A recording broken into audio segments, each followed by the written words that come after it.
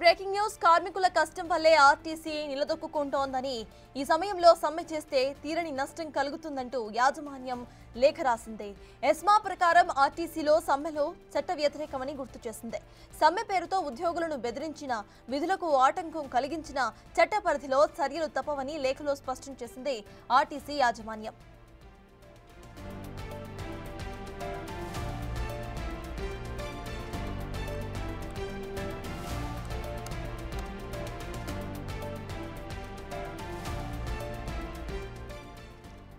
RTC ఉద్యోగుల సమ్మె పిలుపు మనందరికీ తెలిసిందే. అయితే కార్మికుల కష్టం వల్లే ఆర్టీసీ నిలదొక్కుంటోందని, ఈ సమయంలో ఇలా సమ్మె చేయటం కరెక్ట్ కాదని, అది తీరని నష్టం కలిగిస్తోందంటూ కూడా యాజమాన్యం ఒక లేఖను రాసింది. ఇక ఎస్మా ప్రకారం ఆర్టీసీలో సమ్మెలు చట్ట వ్యతిరేకమని గుర్తు చేసింది యాజమాన్యం. సమ్మె పేరుతో ఉద్యోగులను బెదిరించినా, విధులకు ఆటంకం కలిగించినా సరే చట్ట పరిధిలో చర్యలు తప్పనిసరిగా తీసుకుంటామని లేఖలో స్పష్టం చేసింది ఆర్టీసీ యాజమాన్యం.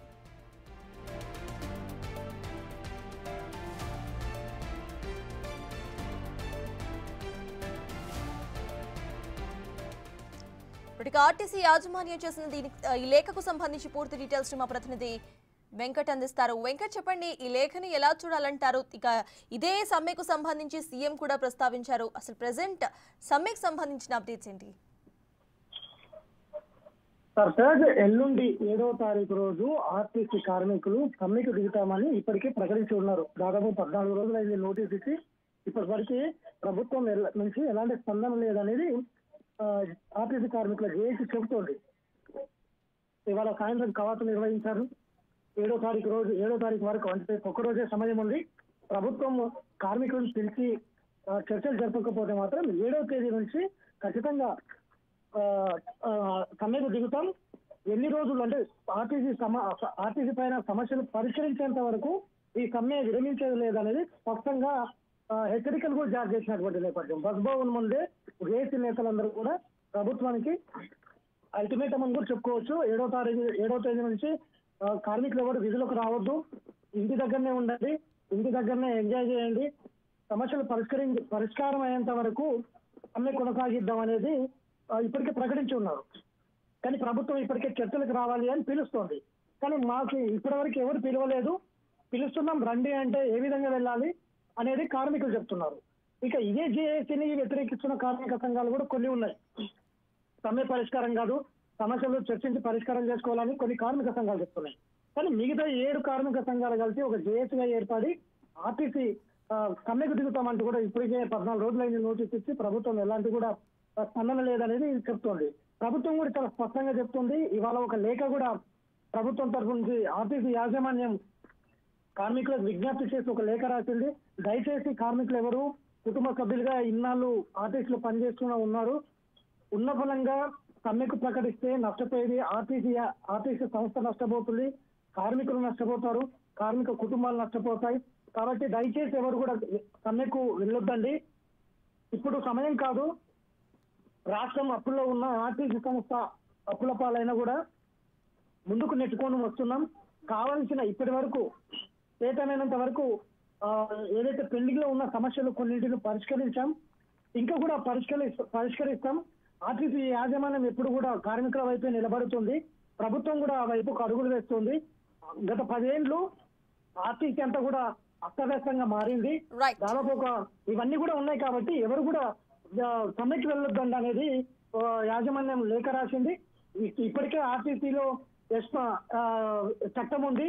ఈ ఎస్మా చట్టం వల్ల ఎవరైతే సమ్మెకి వెళ్తారో చట్టపరంగా చర్యలు ఉంటాయి. ఎవరిని కూడా రెచ్చగొట్టే వ్యాఖ్యలు చేసి సమ్మెకు రావాలని భయపెట్టించినా కూడా వాళ్ళ మీద కూడా చర్యలు ఉంటాయి.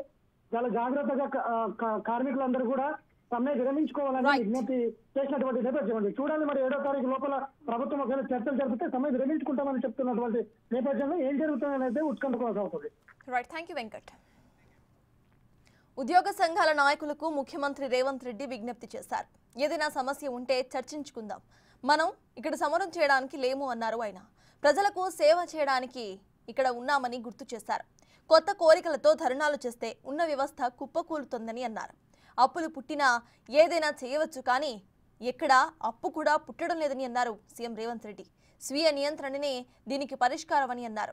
రాష్ట్ర ప్రభుత్వం మన కుటుంబమని, కుటుంబ పరువును బజారున పడేయవద్దని రిక్వెస్ట్ చేశారు. ప్రభుత్వాన్ని అస్థిరపరచాలనే రాజకీయ పార్టీల కుట్రలో ఉద్యోగ సంఘాలు పావులుగా మారవద్దని కోరారు సీఎం. రాష్ట్ర ఆర్థిక వ్యవస్థ దెబ్బతిన్నదని, తనను కోసిన వచ్చిన ఆదాయానికి మించి ఏమీ చేయలేనని తేల్చి చెప్పారు. ఇక సమరమే అని ఉద్యోగ సంఘాలు ప్రకటిస్తున్నాయి. ఆ సమరం తెలంగాణ ప్రజలపైనా అని రేవంత్ ప్రశ్నించారు. మీకు ఏం కావాలన్నా విడతల వారిగా మీ జీతాలు వచ్చేది.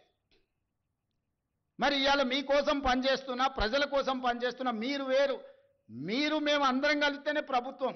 నేను స్పష్టంగా ఉద్యోగ సంఘాల నాయకులకు చెప్పదలుచుకున్నా, మీరు వేరే మేము వేరే కాదు. మీరు మేము కలిసి 99% ప్రజలకు మంచి చేయడం కోసం మనం ఇక్కడ ఉన్నాము. మనం సమరం చేయడానికి ఇక్కడ లేం. ప్రజల మీద యుద్ధం చేసిన వాళ్ళు ఎవరు బాగుపడ్డోళ్ళు లేరు. ప్రజలు ఊరుకుంటారా? ప్రజల మీద యుద్ధం చేస్తే ఎవరి మీద యుద్ధం చేస్తారు? ఈ 9 లక్షల మంది ప్రభుత్వ ఉద్యోగులందరూ కలిస్తే, మీరు మేము అందరం కలిస్తేనే ప్రభుత్వం. మనందరం కలిసి పనిచేస్తేనే పేదలకు మేలు జరుగుద్ది.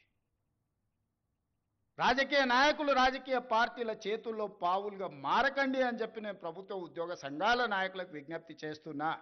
రాజకీయ నాయకులకు ఉంటుంది ప్రభుత్వాన్ని అస్థిరపరచాలని, ఈ ప్రభుత్వాన్ని బద్నాం చేయాలి, ఈ ప్రభుత్వం సాఫీగా నడవద్దని కొన్ని రాజకీయ పార్టీలకు, ఆ నాయకులకు ఉంటుంది. మీరు వాళ్ళ ఉచ్చులో పడి వాళ్ళ చేతుల పావులుగా మారి, వాళ్ళ చేతిలో చురకత్తులుగా మారి ప్రజల గుండెల్లో కూర్చాలనే ప్రయత్నం చేస్తే అది గాయమవుతుంది తప్ప దానివల్ల ఏం లాభం లేదు. నన్ను కోసినా కూడా 18,500 కోట్ల రూపాయల కంటే ఎక్కువ ఆదాయం లేదు. ఏం చేస్తారా ఆయనను? చెప్పురు ఉద్యోగ సంఘాల నాయకులను అడుగుతున్నా, ఏం చేస్తారు? నన్ను కోసుకుంటే తింటారా? వండుకొని తింటారా? ఏం చేస్తారు? లేదు, ఉన్నదే 18,500 కోట్లు. ఎట్లా వంచుదామో చెప్పండి. ఏది ఆపమంటారో చెప్పండి. వృద్ధాప్య పెన్షన్లు ఆపమంటారా?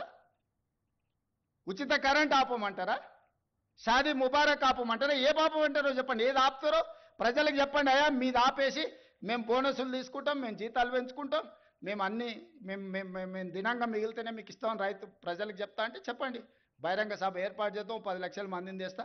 ఉద్యోగ సంఘాల నాయకులు మాట్లాడండి, మేము ఈ చిట్టి ఇచ్చిన ముఖ్యమంత్రికి దీని ప్రకారం పరిపాలన జరుగుతుందని.